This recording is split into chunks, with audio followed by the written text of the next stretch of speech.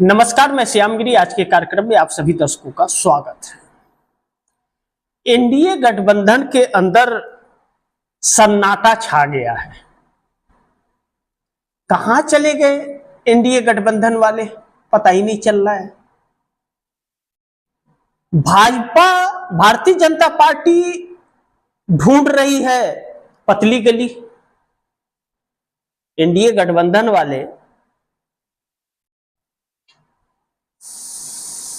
अब पतली गली ढूंढ रहे हैं। अब बड़ी दिलचस्प है परिस्थिति की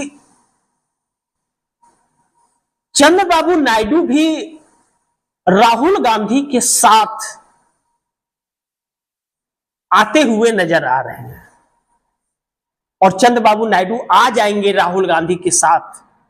चर्चा तेज हो गई है और चंद्रबाबू नायडू कभी कांग्रेस से अलग थे भी नहीं, क्योंकि कांग्रेस के तेलंगाना के सीएम रेवंत रेड्डी से हमेशा संपर्क में रहते हैं चंद्रबाबू नायडू। तो जरूर राहुल गांधी से भी चर्चा हो गई, क्योंकि कई विषयों पर राहुल गांधी का सपोर्ट चंद्रबाबू नायडू ने किया। चुनाव आयोग द्वारा बिहार में किए जा रहे एसआईआर के मुद्दे पर भी चंद्रबाबू नायडू राहुल गांधी के साथ खड़े हुए। चुनाव आयोग को जाकर के तेलुगु देशम पार्टी की तरफ से 5 सदस्यीय डेलीगेट भेज करके और वहां अपना शिकायत दर्ज कराई कि भाई ये जो हो रहा है ठीक नहीं हो रहा है। नरेंद्र मोदी को भी कहा, अमित शाह को भी कहा और जेपी नड्डा को भी कहा, लेकिन कौन सुनता है। लेकिन क्या अब जो राहुल गांधी ने खुलासा किया है, जिसकी चर्चा विश्व में होने लगी है और करोड़ों की संख्या में लोग देख रहे हैं और चुनाव आयोग के वेबसाइट को खंगालने की कोशिश कर रहे हैं। चुनाव आयोग डर से वेबसाइट ही अपना बंद कर दिया कि आपको किसी की लिस्ट नहीं मिल पाएगी, नाम नहीं मिलेगा। तो एनडीए गठबंधन जो है वह मोदी से अलग हो जाएगा, अपनी दूरी बना लेगा। क्यों? कि जिस तरह मोदी का नाम खराब हो रहा है और भारतीय जनता पार्टी का, यह तो है राहुल गांधी ने साबित कर दिया कि वह चोरी की सरकार है। नहीं तो चुनाव आयोग साबित करे कि राहुल गांधी झूठ बोल रहे हैं। चुनाव आयोग तो हलफनामा साइन करने के लिए बोल रहा है, यह साबित नहीं कर रहा है कि राहुल गांधी झूठ बोल रहे हैं, यह साबित करे ना। तो इस बीच एनडीए गठबंधन के अंदर जो सन्नाटा मचा हुआ है और एक भी एनडीए गठबंधन के घटक दलों का कोई नेता भाजपा के बचाव में अभी तक नहीं आया।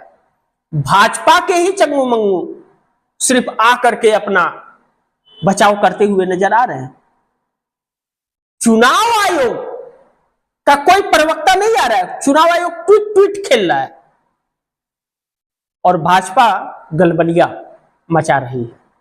तो एनडीए गठबंधन होगा मोदी से अलग, यह बड़ी महत्वपूर्ण है। लेकिन मोदी की सच्चाई देश के सामने आ गई है कि मोदी 14 में तो जीत के आए, लेकिन 14 में भी क्या कोई गुल खिलाया गया था? अब इस पर भी सवाल खड़े होने लग गए हैं। लेकिन अगर मान ले कि 2014 में जीत के आई सरकार, ठीक है, तो 2019 में, 2014 में इतनी लहर थी कांग्रेस के खिलाफ, तो मोदी आ गए। मान लेते हैं इस बात को एक बार, वैसे तो अब उस पर भी शक है।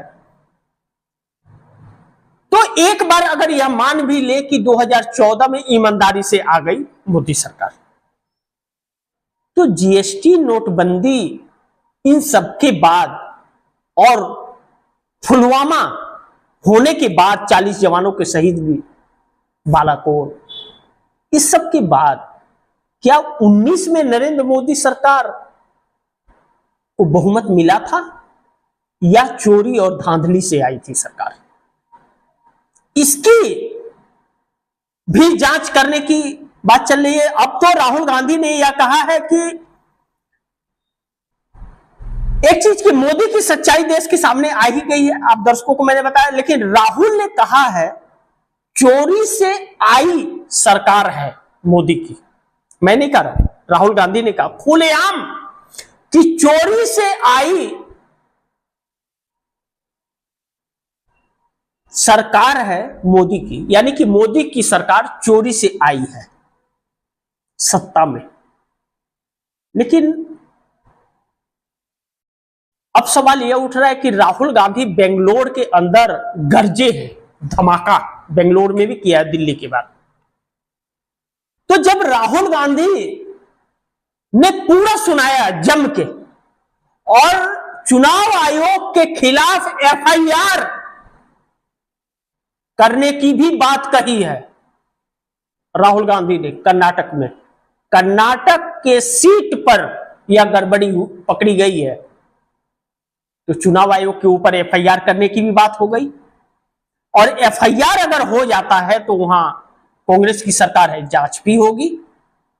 अब ऐसे में कहा जा रहा है कि चुनाव आयोग कहां है, और नरेंद्र दामोदर दास मोदी, प्रधानमंत्री मोदी का पूरा नाम नरेंद्र दामोदर दास मोदी है, नरेंद्र दामोदर दास मोदी का क्या होगा।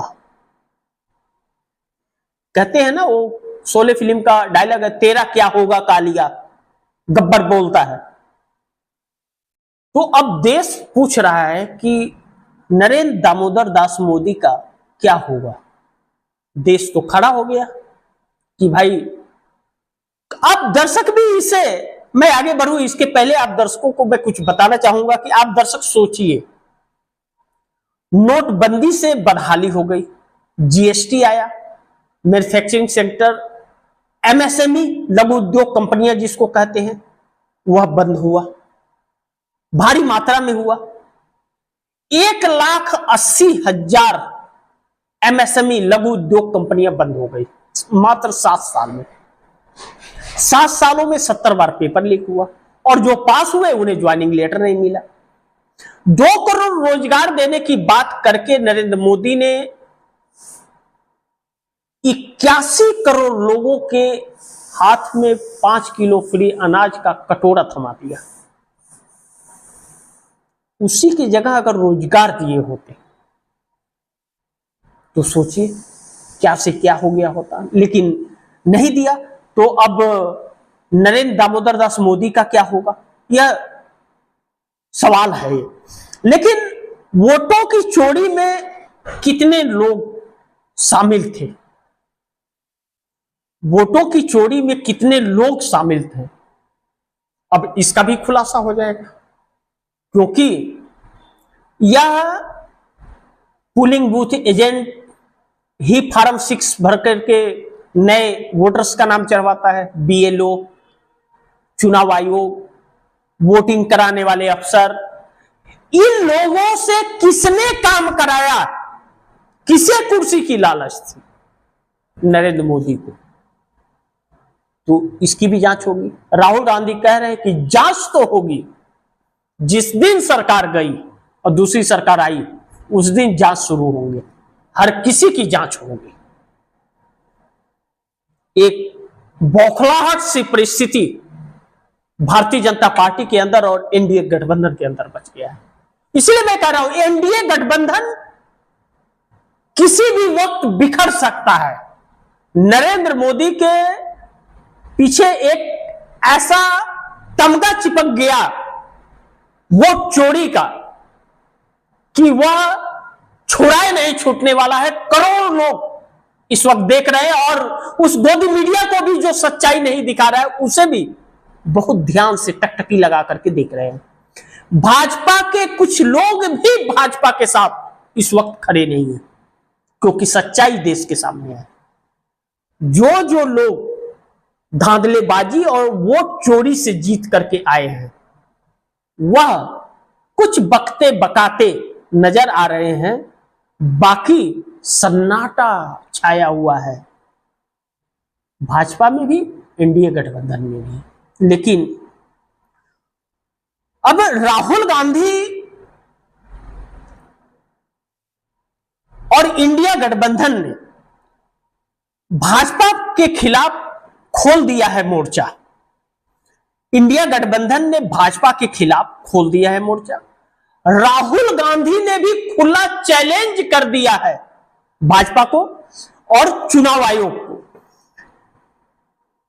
चुनावी धांधली पर हल्ला बोल राहुल गांधी ने और इंडिया गठबंधन ने और आम जनता ने मिलकर